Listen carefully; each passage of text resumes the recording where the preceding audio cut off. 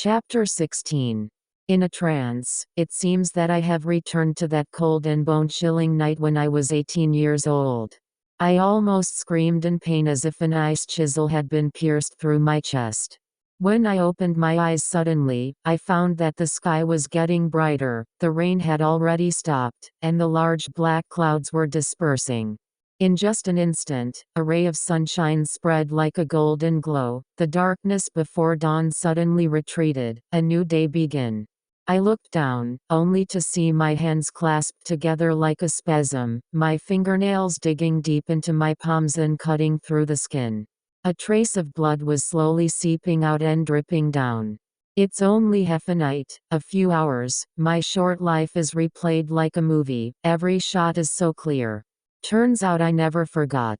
Memories are like weeds, originally covered by thick glaciers, but once the ice and snow melts, they are immediately generated by the wind, which is not tolerated by people. Suppression, even fiery pain cannot slay it. I stared at the piercing sunlight in the distant sky. The dazzling beam of light made me lose sight of all the colors. It was as if I was in an old black and white movie. The sparse voices of people downstairs overlapped with bicycle bells. I clearly felt the divine revelation of fate in the dark, but I couldn't figure it out.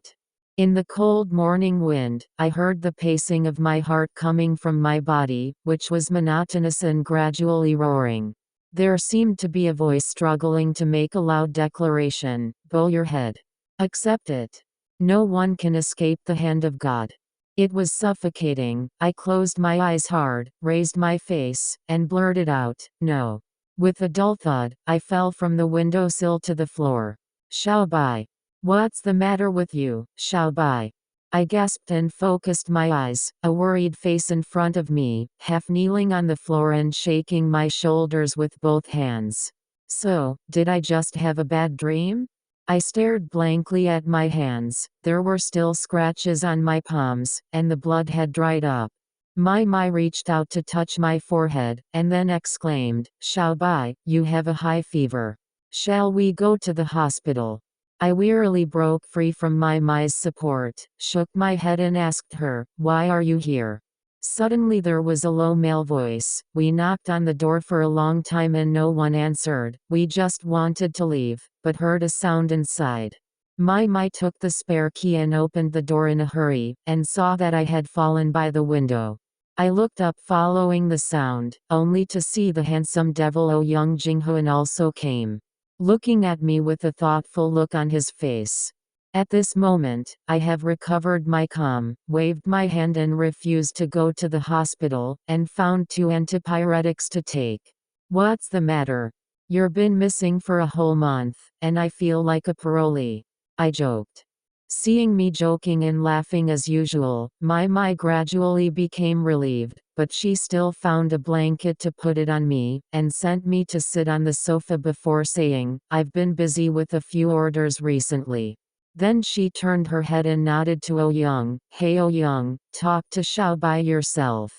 Ouyang hesitated for a while. I made a gesture of invitation before he said, our company recently received a case. It is a large Japanese department store that wants to open a business locally. It needs to be promoted in the early stage, and it also requires us to cooperate with the design company for the store layout. After a pause, he continued, we have already handed in a few projects, but the other party doesn't seem to be satisfied, and there are big differences in communication. Mai said that I can ask you for help. You have been in Japan before. There shouldn't be a big problem in terms of language and culture, and you have studied design. I turned to look at Mai. She was staring out the window, a little absent-minded. I haven't seen Mai for a month, and Mai is obviously thin a circle, slightly haggard. Is it for Ouyang? I looked at the 2 people in front of me, but couldn't see anything. Okay, I interrupted Ouyang, no problem, I can go talk to them today. You brought the information, right? Ouyang smiled slightly. No, Xiaobai, at least wait for your fever to subside in 2 days, before talking about work. Don't be in such a hurry. Well, I'll call you in a few days. Okay, no problem, I said simply. My didn't stay for a long time. She asked me a few words, and soon left with Oh Young. I was the only one left in the huge room. Maybe because of the high fever, I felt very cold, and my body was numb. Burying myself into the blanket, I let out a long breath. Since I can't escape the past, I don't want to deceive myself anymore. If there is a storm, let me reserve the strength to meet it.